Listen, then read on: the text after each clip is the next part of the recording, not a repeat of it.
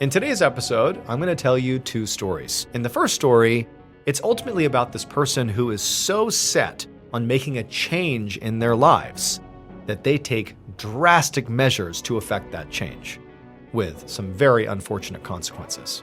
The second story is about this town in California where there was this perceived threat, and it was sort of normalized and people were not that worried about it until it totally spiraled out of control. But before we get into today's stories, if you're a fan of the strange, dark, and mysterious delivered in story format, then you've come to the right place because that's all we do, and we upload 2, 3, even 4 times every week. So if that's of interest to you, please sneak into the Follow Button's house and write on their bathroom mirror, "I'm watching you" in red lipstick.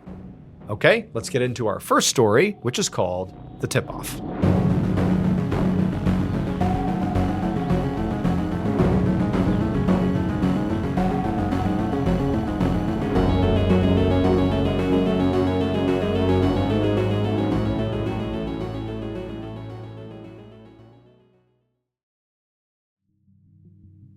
Early in the morning on February 5th, 1990, 57-year-old Laverne Pavlinok stood in the kitchen of her Wilsonville, Oregon apartment making some coffee. Mornings were the best part of Laverne's day because she had the whole apartment to herself.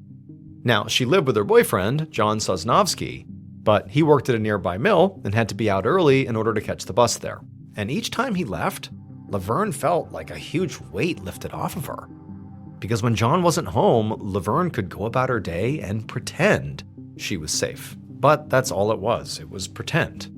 John, in reality, was an incredibly violent man. I mean, he was seriously physically abusive, especially when he was drunk, which was basically all the time. So Laverne had actually been married, but her husband had died of cancer, and she had ultimately met John following her husband's death. And so when they met, Laverne was very vulnerable and lonely, and she really hadn't realized the kind of person John was until it was too late. It had been 10 years now, and Laverne still had not, built up the courage to leave him. I mean, the reality is she was just scared of how he would react, and so she sort of felt trapped.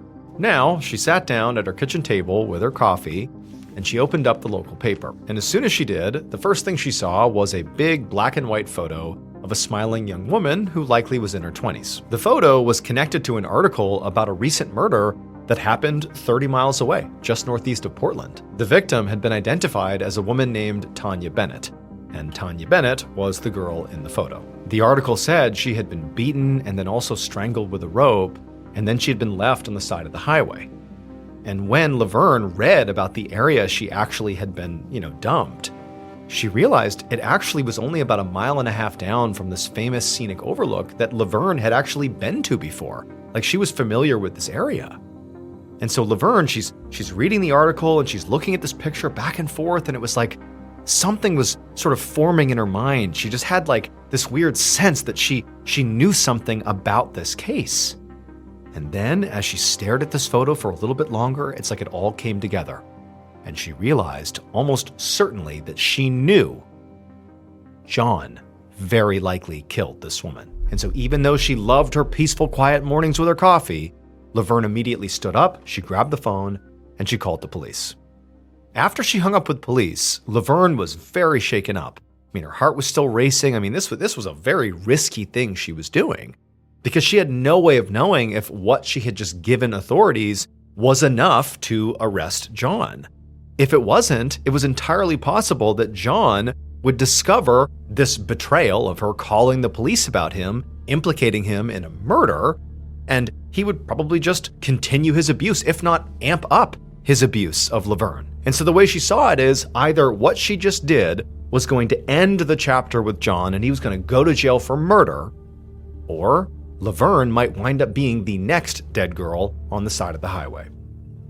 A little over a week later, on the morning of February 16th, Detective John Ingram sat with his partner in a very clean living room in Wilsonville, Oregon. Ingram was the lead investigator on Tanya Bennett's murder case, and he was there to speak to Laverne, who was sitting on the opposite couch. And Laverne seemed really nervous and kept fidgeting constantly and offering Ingram and his partner refreshments. It was just very clear that there was a lot on this woman's mind. So Ingram knew that Laverne had a week earlier called in a tip about the victim's killer. She thought it was her own boyfriend, John Sosnovsky. And right now, Ingram was very eager to hear what she had to say about her boyfriend, to basically elaborate and sort of give the full story of why she believed what she believed, in part because Ingram's case so far had absolutely no other leads. Like, this was it.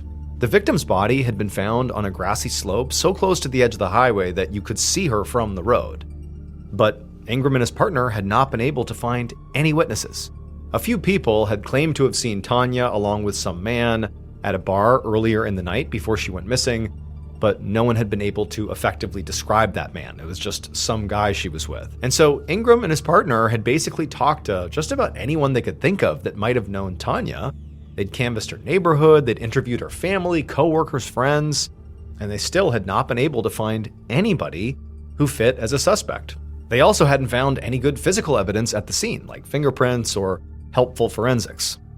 So now Ingram was hoping that Laverne was going to be the key to his whole case. And so eventually Ingram looked at Laverne and said, "Whenever you're ready, tell me what you know. Tell me the story of why you believe John killed Tanya." Now, at first, Laverne just continued to squirm in her seat, and she was, obviously very nervous, but eventually, after Ingram told her to just, take a breath, calm down, it's okay, we just want to hear your story, eventually, with a shaking voice, she told them that on the night of the murder, John had come home around maybe 1 or 2 in the morning and immediately got in the shower. Now, this was unusual. I mean, this is not something that he typically did. He didn't shower at 2 in the morning, but Laverne really hadn't thought much of it until the next day when they went to a local bar, and she'd literally overheard John bragging to somebody about murdering Tanya, describing how he had picked her up at a truck stop, killed her, then took her to the highway by Columbia River Gorge to dump her body by this scenic overlook. As Laverne spoke, Ingram and his partner were shocked. Basically, Laverne had overheard effectively a confession, and the details of that confession did seem to line up with what they had heard so far. Tanya had been seen out late at night with some man, although nobody could really describe the man. And also where her body was found, it was near the scenic overlook, something that was, publicly known, but still, that's what Laverne heard John say. It lined up. But he kept a poker face and just told Laverne to please keep going, keep elaborating. And so Laverne, she continued speaking, and she went on to say that the reason she didn't come forward right away was because she was scared of John. He was a violent alcoholic who abused her, which is also part of the reason why this seemed real to her. She was totally not shocked at the idea that maybe John killed someone, but she was basically fearful that he might kill her too. And so she had kept it to herself until she had seen the article in the paper and also saw the picture of the girl, and she just looked so young and innocent, and she just couldn't help but feel like she owed it to that girl to come forward. Now, at this point, Ingram's mind was whirling. If this was all true, it was huge for this case. Potentially, this just solved the whole murder. This is what happened potentially.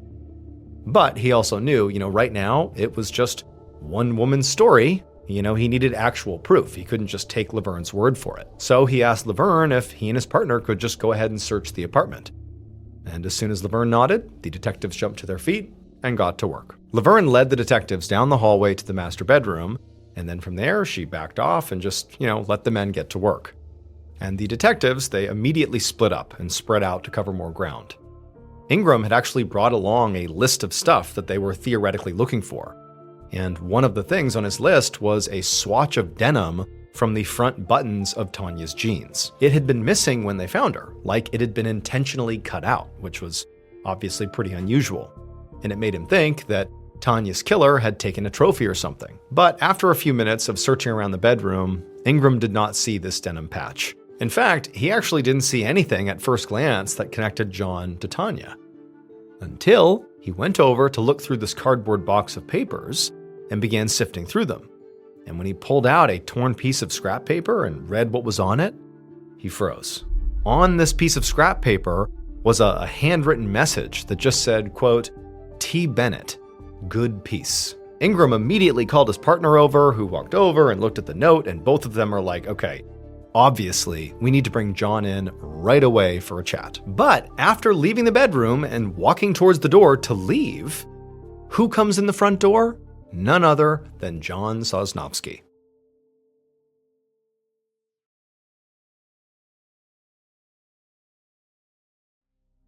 About an hour later, Ingram sat at an interrogation table in the sheriff's office, staring across it at John. And John had a very confused look on his face, but otherwise seemed relatively calm. Back at the apartment, when John had walked in the door and sort of saw the detectives and didn't know what was going on, Ingram had told him who he was and why he was there. And John had really just seemed surprised, but had quickly agreed to go with them to the station if they wanted to speak to him. But Ingram knew from experience that, just because John was acting very cooperative did not mean he was innocent. Now, Ingram slid a picture of Tanya across the table and asked John if he knew who she was or had anything to do with her murder. And John didn't deny it or act horrified or offended to be asked. He just said he didn't really remember. And when Ingram showed him the note they found in his bedroom that said T. Bennett, good peace on it, John just sort of squinted at it and said he really wasn't sure if he wrote that or not. So these were all very straightforward questions, and it was highly suspicious to Ingram that John apparently just couldn't answer them, at least not cleanly. And really the rest of his interview went the same way, with John giving mostly just vague non-answers to everything Ingram asked, no matter how binary the question was supposed to be. And Ingram was just sort of struck by how nonchalant John seemed whenever he responded, even though, he was being questioned about his connection to a murder. This was not a time to be nonchalant. This was a time to be forthcoming. However, despite Ingram's very high suspicion of John, realistically, the only evidence he had on John, at least at this point, was all circumstantial, and so was not nearly enough to actually arrest John. What they needed in order to do that was some form of hard evidence that directly connected him to Tanya's murder. So ultimately, at the end of this interview, despite how weird the whole thing had been, Ingram just sighed and told John that for now, he could go. 4 days later, Ingram had just gotten to his office for the morning when his desk phone rang. He picked up and was surprised to hear Laverne's voice on the other end. But before he could ask her what this was about, Laverne told him she had found something in her car that morning and felt like he needed to see it. And when she told him what this thing was, Ingram said he would be right over. Then he immediately hung up and ran to find his partner. As he drove to Laverne's, he found his heart was racing. Over the last few days, they hadn't found any additional evidence to prove John was their killer. In fact, if anything, they had actually lost some evidence, since that note they found inside of John's things in his house ended up being a dead end, because their analysts couldn't actually match the handwriting to John, so they didn't know for sure if it was him. But now, based on what Laverne had just told him on the phone about what she found in her car, he was pretty much positive that this was the break he needed. Within the hour, Ingram and his partner were standing in Laverne's garage with Laverne staring into the open trunk of her car. Laverne had told Ingram that she kept her car and really her whole life very, very clean, like her apartment's clean, everything's clean all the time. And when she went into her car that day, she noticed there was a little swatch of denim sitting in the trunk. And she knew that she had not put it there, and considering she was sort of on high alert about John and about his connection to this murder, it just seemed like something worth flagging to police. And for Ingram and his partner, as they're staring into the trunk at this little swatch of denim that looks very much like the swatch of denim they were secretly looking for, they had not publicly revealed that the killer had taken a little swatch of denim from Tanya's jeans that was private. They're looking at this thinking, oh my goodness, like this is the break we needed. Clearly, that's the denim from Tanya's jeans. And so Laverne was right to call this in. This is potentially huge. Now, obviously, Ingram knew that they would still have to get this denim tested to make sure it really was Tanya's. It's entirely possible that it was actually Laverne's or John's or was unrelated, but circumstantially, this felt like hitting the jackpot. And so Ingram watched as his partner picked up the swatch, put it into an evidence bag, and then they left and said they would have it tested and they would be in touch. The following morning, Ingram was at his desk reviewing all the evidence that they had so far. And by this point, they had a lot of evidence. The previous night, after finding the denim, they had brought John in for a polygraph test, and he had completely failed it. The test administrator had even noted that, in his opinion, John definitely knew what had happened to Tanya. So now, realistically, Ingram was just sort of waiting on confirmation that that fabric was a match. And then at that point, they could go and arrest John. And when Ingram's phone rang, he picked it up immediately, and it was the lab. And so Ingram sat up straight, ready for some good news. But the tech on the other line sounded sort of glum, and he told Ingram that the denim from Laverne's car did not match the jeans that Tanya was wearing, so it was not hers.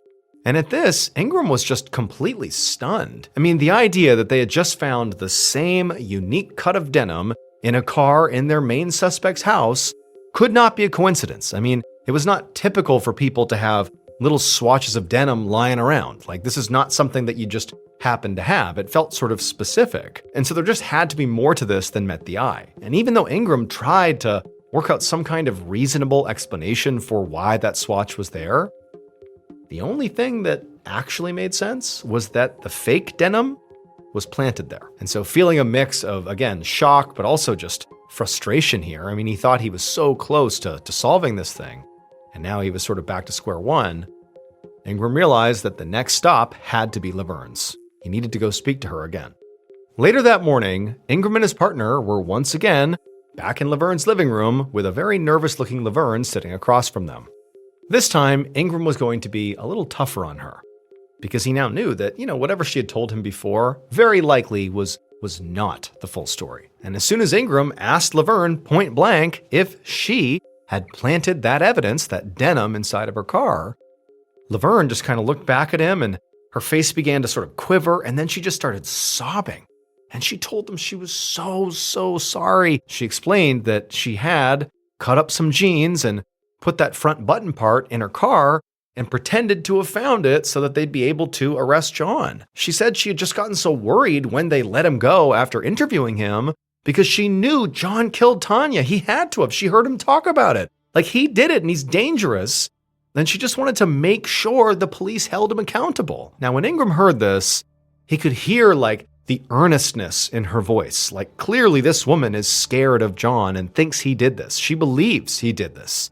And so he wanted to believe her angle here, as inappropriate as planting evidence was. But, critically, he knew Laverne still was definitely not telling him everything, because there was simply no way she could have known to plant that unique cut of the jeans unless she had intimate knowledge of the crime or some other inside information. But there was just something missing here. Why would she randomly choose that front cut of denim as just the evidence? Oh, here's some evidence that's going to make John look guilty. Why would she choose that? That's way too on the nose. And when he pointed this out to Laverne, it was like Laverne's energy completely shifted, from sobbing and sadness and remorse to just pure hesitation.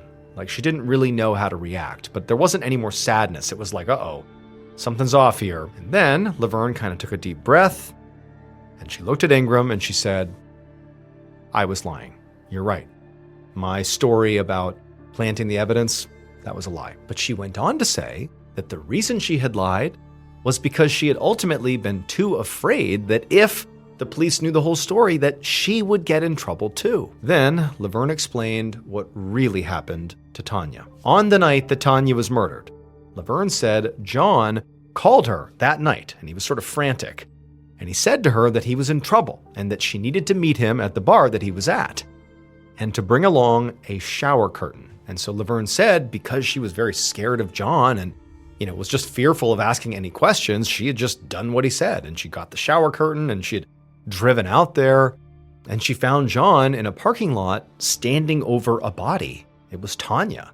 And she was just lying there on the ground, motionless. Laverne said she was horrified and didn't know what to do, so she just helped. She literally helped John put Tanya's body into her car, Laverne's car, wrapped her up in that curtain she'd brought along, and then together they dumped her body at a spot along the highway. But as Laverne continued to talk, her story suddenly got much darker, because she actually eventually confessed that Tanya had not been dead when she had first arrived, but instead she was still clinging to life. And at John's request, Laverne had tied rope around Tanya's neck and held it tight while John sexually assaulted her. Laverne said after he was done, Tanya was no longer breathing. Ingram could barely conceal his shock when she explained this. I mean, here was this gentle, soft-spoken lady who was now telling him that she had actively participated in the sexual assault and murder of this young woman. It was hard to wrap his head around it. And at the moment, all Ingram could think was, this can't be real. But what Laverne was saying just fit. It explained John's cagey answers to his questions, his failed polygraph, and how Laverne knew the right part of the genes to cut out and fake his evidence, because she and John had been the ones who actually made the cut on Tanya's genes. They knew. But despite getting this earth-shattering confession here, Ingram wanted to be completely sure that this version of the story Laverne was telling him was actually the truth, and he knew exactly how to prove it. The following day, Ingram was behind the wheel of his cruiser next to his partner, and Laverne sat in the back, sort of absent-mindedly staring out the window. They were driving down the highway northeast of Portland, and Ingram had instructed Laverne to let him know when they reached the spot where they dumped Tanya's body. Now, the newspapers had published the general location of where the body had been found, but certainly not specifics. So Ingram knew that if Laverne could point out the exact spot, well, that meant she was telling the truth. As they began to get closer and closer to the spot Ingram knew was the spot, he sort of felt his heart rate pick up, but he didn't drive any faster or slower. He didn't signal that it was coming up. He just kept on driving, steady, going straight, sort of expecting Laverne to call it out any moment. But the cruiser drove right past the actual spot where the body had been found, and Laverne didn't say anything. For a few minutes, they just kept on driving down the road in total silence, and Ingram's feeling really disappointed here. And as they're driving along, suddenly Laverne says, "Hey, wait a minute, turn around." So Ingram did, and soon they were headed back the way they'd come. And this time, when they passed the actual crime scene, so the actual spot where Tanya had been found, Laverne called it out and said that's where she was. Stop. As Ingram parked the car, he looked back at Laverne, who was staring intently out the window, right at the exact spot on that slope right off the highway where the body had been found. Then, once they were parked, all three of them got out of the car, and Laverne went over to the edge of the road and pointed, like right to the exact spot where Tanya had been found on this slope. And even though Ingram tried to keep his expression neutral here, internally he was sort of amazed. I mean, clearly Laverne was telling the truth. It would have been impossible for her to have chosen that specific spot without having prior knowledge of where Tanya had been, meaning she was telling the truth. She must have been involved in killing Tanya. As they all climbed back into the car, Ingram knew they now had more than enough to formally arrest John and also Laverne. She'd done the right thing by coming forward, but of course now there were going to be consequences. On February 21st, so 16 days after Laverne called with her first tip, John Sosnovsky was arrested. And 5 days after that, Laverne was arrested as well, and both of them were charged with murder. About 11 months later, Laverne's trial started, and at that point, Laverne actually tried to change her story again. She tried to recant her confession and said, "No, I didn't actually do this." But the jury didn't buy her change of heart and convicted her of murder, and she was sentenced to life in prison. As for John, 2 months after Laverne's sentencing, he was given the same sentence, life in prison. And that should have been the end of the case, at least from the legal perspective. But for the next 3 years following sentencing, Ingram just couldn't stop thinking about Laverne and John and Tanya Bennett. Despite what Laverne had done, he felt a lot of empathy for her. She'd obviously been under John's control and had seemed genuinely terrified of him. But more than that, Ingram had this horrible, nagging feeling that they'd gotten something wrong here. Then, one March afternoon in 1994, Ingram was in his office at the sheriff's department going over some paperwork when his desk phone rang. When he picked it up, it was the prosecutor who'd worked Tanya's case. And the prosecutor said they'd just gotten a very strange letter about Tanya's murder. And as soon as the prosecutor described the letter's contents, Ingram felt sick to his stomach. Ingram had been right to worry that he and his partner and really the whole legal system had potentially just gotten something wrong with this case. It just felt like there was something left unsaid. There was some loophole, there was some loose end something, but he didn't know what it was. It would turn out the thing that was wrong was Laverne, because their star witness, Laverne, was not just this sweet older lady afraid of her abusive boyfriend who had come forward and told the truth despite the consequences. That wasn't really the story. In fact, basically everything she told Ingram and his partner was a lie. What was true And what ultimately drove Laverne to do what she did was she really wanted to break up with John, but she didn't know how to do it. And so what she ultimately did to attempt to rid herself of John was to frame him for murder. And at first, she did an incredible job. She read everything she could, little details about the murder in the news. She also snuck a peek at Ingram's list of evidence during that early interview that was done at her apartment, and so that's how she knew about, that swatch of denim they were looking for. And she also just happened to take a few really lucky guesses, like when she pointed out the spot on the side of the highway where the body was found, she just guessed, but it happened to be right. However, the problem was, despite, basically nailing the framing of John and getting him wrapped up with a murder conviction, she also sort of inadvertently implicated herself. When she came out and said, well, I participated in the murder, her thinking was, they'll take pity on me and they'll blame John, he'll go to jail and I'll be okay. But no, she also got convicted of murder and went to jail as well. And Laverne and John were literally in prison, basically riding out their life sentences, when the actual killer, the real Tanya Bennett killer, sent a letter to authorities confessing to his crime. That was why that prosecutor called Ingram. It was to tell him, I think there's been a mistake. They clearly didn't do it. After the real killer was arrested in 1995, Laverne and John were both released from prison. In total, they both served 4 years in jail, all because of Laverne's lies.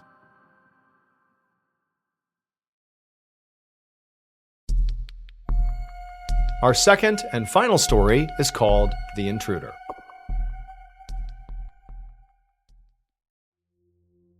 One morning in early November of 2023, a 71-year-old woman named Patrice Miller stood in front of her fridge in her little home in the rural town of Downeyville, California, and she saw she was running low on food, which meant it was time to place an order with the market in town, which delivered her groceries for her. Getting her food delivered was essential for Patrice and where she was at in her life right now. She lived alone and had a whole house to take care of, which was definitely getting harder the older she got. She'd also had some health problems lately, so it was getting more difficult just to move around. She even had a walking stick just to prop herself up. As Patrice stood in front of her fridge, wondering what she was going to add to her grocery list, she heard one of her 2 cats meowing outside, and this reminded her that amongst some other chores, she needed to feed her cats.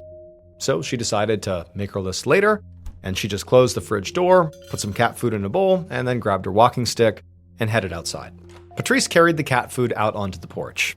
She had some other things to do outside, but she couldn't hold a lot of things at once because of her walking stick. So once she had put the bowl down, she then headed back inside to get her compost, and then took that back outside to her garden. And she tried to do all these outdoor chores really quickly because she didn't like being outside these days. She had lived in Downeyville for a long time, but over the past few years, it had gotten really dangerous there. Now, she hadn't realized how bad it was at first because she mostly kept to herself, but eventually she learned that her neighbors were starting to get intruders on their property. There had also been a clear uptick in vandalism in people's yards and to their homes. And in fact, over the past few months, Patrice herself had begun to experience this directly. In fact, she had dealt with so many attempted break-ins at her own house that she had become convinced that she had a stalker.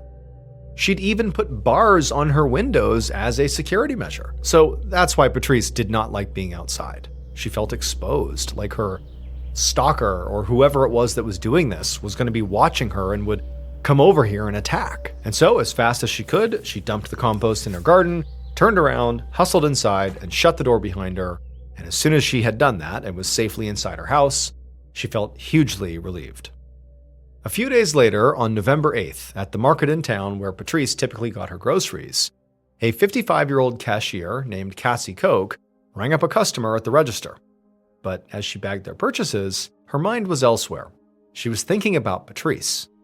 Cassie was typically the person that delivered Patrice's grocery order, but over the years, they had become closer than just a customer-provider relationship. They were friends. In fact, these days, the two of them would speak on the phone fairly often, just to chat. But now, Cassie realized she hadn't heard from Patrice in days, which was very odd, both because of their friendship, but also because she knew it had been a while since Patrice made her grocery order. And so Cassie had begun asking around at the store and had found out that nobody else had heard from Patrice either. Now, Cassie knew it was possible that Patrice was just busy, and for pretty much anybody else, one missed order or even a couple missed orders wouldn't be enough to make Cassie worry. But in this case, Cassie was extra concerned because she knew about Patrice's stalker, and she knew that Patrice had even called the authorities about it, but they really hadn't been much help. Remember, this is a tiny rural town in California that had experienced a lot of exactly what Patrice was experiencing: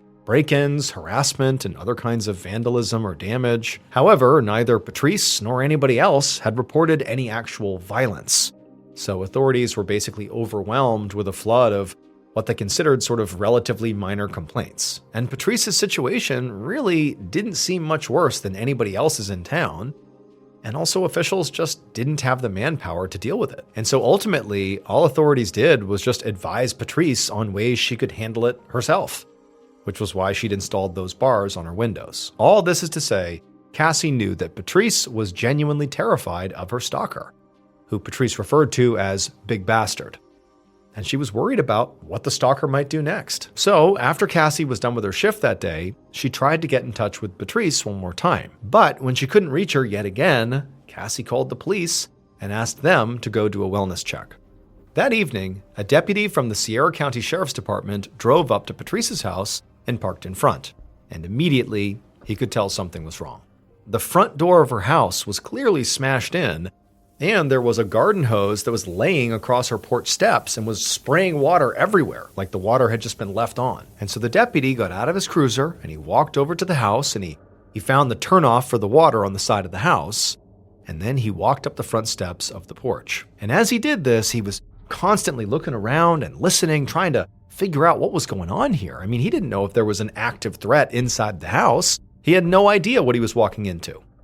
And so he's on the porch, and before going in through the front door, which was obviously, smashed open, he looked in a window to see if he could see into the house to gauge what was going on here. And when he looked inside the house, the first thing he saw was blood all over the floor. And at that point, he unholstered his gun. And so now, with his gun raised, the deputy stepped into the house. And he slowly walked through the living room, listening for any signs of sudden movement or an indication there was someone still in the house, but he didn't hear anything. And so there didn't appear to be an intruder present right now, but there was also no sign of Patrice. All he saw was that blood towards the front of the house. That was it. And so the deputy, he left the living room and walked towards the kitchen. And as soon as he stepped across the threshold into the kitchen, he breathed in and just kind of held his breath because what he saw was just chaos. All the cabinets were open, and all over the floor were remnants of all the food that likely was in the cabinets, like pieces of food and ripped up packaging and broken jars. A window at the far end of the room was also smashed, and the security bars that Patrice had put on the window were bent and hanging by their hinges. There was actually so much just debris and just chaos in the kitchen that at first, the deputy didn't register what was actually laying in the center of the kitchen on the floor. But then, when his brain sort of processed it, he realized what he was looking at was Patrice. At least, what was left of her. But she no longer looked human, because her body had literally been torn apart. The deputy quickly left the house and called in his terrible discovery to the sheriff. And within an hour, Patrice's property was swarming with police and crime scene techs and a forensic expert who specialized in this type of scene, and detectives fanned out all across the area and began speaking to Patrice's neighbors. And because pretty much everyone in the neighborhood had been experiencing the same type of break-ins and property damage that Patrice had been, it actually didn't take long for police to develop a profile of Patrice's killer. Their conclusion was that very likely the killer was the same individual who was harassing everybody else. But what officials couldn't understand is why had everybody else experienced effectively minor vandalism, but Patrice went from minor vandalism to really excessive violence. And this required developing a profile of Patrice. And so as police searched for her killer, they were also working on reconstructing Patrice's movements on the final day of her life. And at first, in their efforts, really they were just stumped. I mean, all she had done on that day, as far as they could tell, were some basic chores. But as they dug into what those chores consisted of, they found two things that actually explained everything. It would turn out that every day for the past couple of years, Patrice had been making two terrible mistakes. She fed her cats out on the porch, and she emptied her compost into the garden. And these two actions ultimately were what sort of attracted her stalker, Big Bastard, to her home. Because Big Bastard was a black bear. He loved to eat cat food and kitchen compost scraps. And eventually, he decided that Patrice was food too. So on that day in early November of 2023, when Patrice fed her cats and emptied her compost for the last time, Big Bastard waited until Patrice was in bed and then broke into her house and savagely killed her. By the time the deputy arrived at Patrice's home, Big Bastard had been eating Patrice's body for days. And so what he saw in the kitchen was what was left of her. Black bears are not typically dangerous to people. In fact, Patrice was the first known black bear fatality in California history. But it was exactly that sort of lack of perceived danger, which is why officials didn't help Patrice or any of her other neighbors get rid of these black bears when they were coming into their neighborhood and causing all this property damage and all this alarm. They basically said, what's the worst they could do?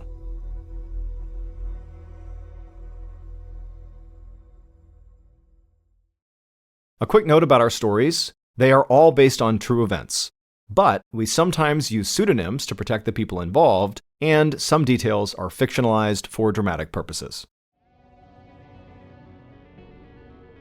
The MrBallen podcast, Strange, Dark, and Mysterious Stories, is hosted and executive produced by me, MrBallen. Our head of writing is Evan Allen. Our head of production is Zach Levitt. Produced by Jeremy Bone. Story editing by Evan Allen. Research and fact-checking by Shelley Shue, Samantha Van Hoos, Evan Beamer, Abigail Shumway, and Camille Callahan. Research and fact-checking supervision by Stephen Ear. Audio editing and post-produced by Whit Lacasio and Cole Lacasio, Perry Kroll, and Jordan Stidham. Mixed and mastered by Brendan Kane. Production coordination by Samantha Collins. Production support by Antonio Manata and Delana Corley. Artwork by Jessica Clogston-Kiner. Theme song called Something Wicked by Ross Bugden. Thank you for listening to the MrBallen podcast. And just a reminder, every new and exclusive episode we put out on the MrBallen podcast, you can also now watch on the MrBallen YouTube channel that very same day. And trust me, some of these stories you truly have to see to believe. Again, my YouTube channel is just called MrBallen. If you want to listen to episodes 1 week early and ad-free, you can subscribe to SiriusXM Podcast Plus on Apple Podcasts or visit SiriusXM.com/Podcast Plus to listen with Spotify or another app of your choice. So that's going to do it. I really appreciate your support. Until next time, see ya.